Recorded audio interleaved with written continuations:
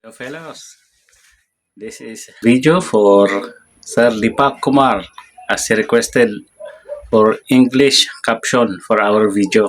So this is 1 year ago and sorry for late editing. So this is it. Let's watch this. Sir Deepak Kumar. Ito mga kabakal, tapos ko na. Nalagyan ko na ng tangke. Maliit man ito matipid naman ito. Hindi naman ito basta-basta mauubos. Itong laman nito, makakaluto ka na ng kanin dito at ulam. So, ayan. Tanggalin ko muna to kasi ipapakita ko yung ilalim nito. Puro rivet lang ang ginamit ko dito mga kabakal sa framing niya. Itong stand niya, naka-rivet lang.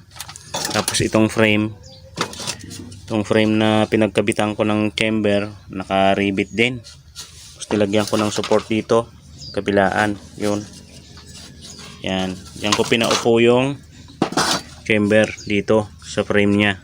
Diyan ko i-finix, diyan ako nag-weld. Ispat lang. Tibay naman na yan. What I mean to say is, I only use rivet in connecting the stands, and also for the frame I use only rivet for the connection, and this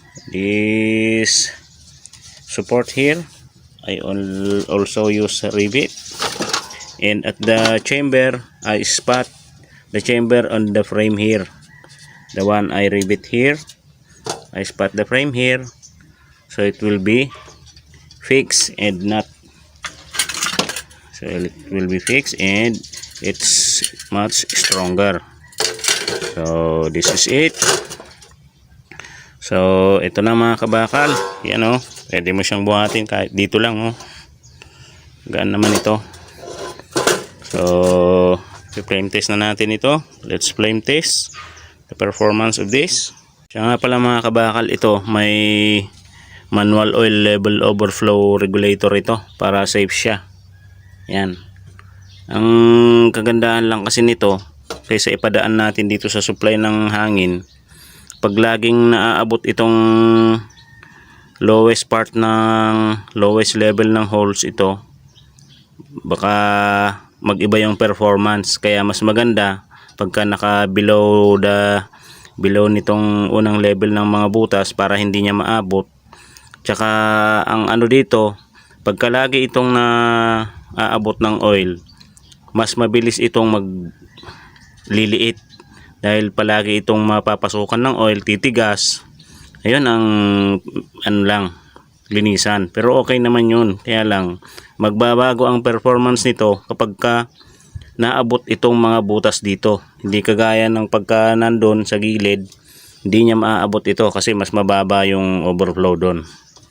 So what I mean to say is, the overflow is safer than the one we will put under this oil blower tube for the oil overflow, because it will affect the performance of these lower holes when it is reached by the oil to get inside here. So it's much safer to put an oil level overflow lower than the first layer of holes. So let's test this one. So here it is my friends, mga kabakal. Ito, testingin natin. Ayan walang laman. Gasoline with used motor oil. What I'm trying to say is, I am using a motor oil with gasoline for our preheating, to make a preheat. That's it. And I'm using our 12 volts power bank with the portable controller and the 12 volts blower fan. So let's open the fan.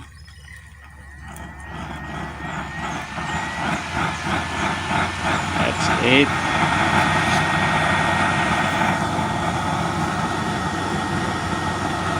And we will now open this mini valve. I installed here the mini valve. This one.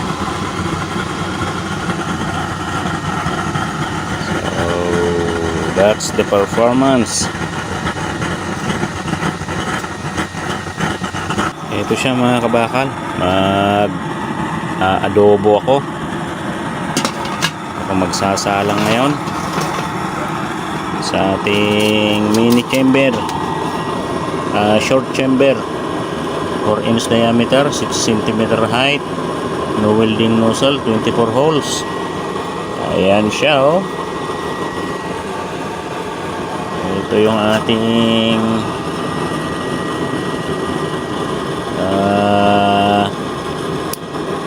LPG stove frame design. Yan, maliit lang yung tangke pero matagal na yan. Tagal na niyang konsumuhin yan. Ayan, oh. Una blow, oh.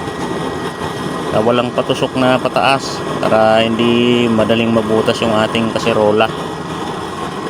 So ayan siya, adobo.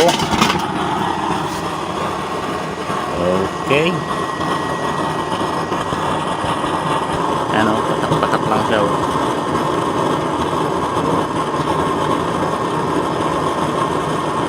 Yan yung mini bulb ni Sir SDB Technovision. Shout out sa iyo, Sir SDB, kung nanonood ka man ngayon. Yan yung tinuro mo sa akin na mini bulb na hindi niya mapapag-overflow yung ano. Pero di bale, may overflow regulator naman na yon, yung oil level na manual. Ang ganda ng performance niya, oh. Blue na blue, oh. Walang patusok na butas, titirahin ng hangin. Yan siya, oh. Natin kung walang salang. Ayan, oh. May konting orange pag walang salang. Pero kapag may salang na yan, blue flame na yan, oh. Okay. Aking i-adobo. Kumukulo na pala. Ang bilis palang makapakulo ito. Ang lakas kasi. Oh. Lakas ng apoy. Kaya na natin. Yan ang pahina niya, oh.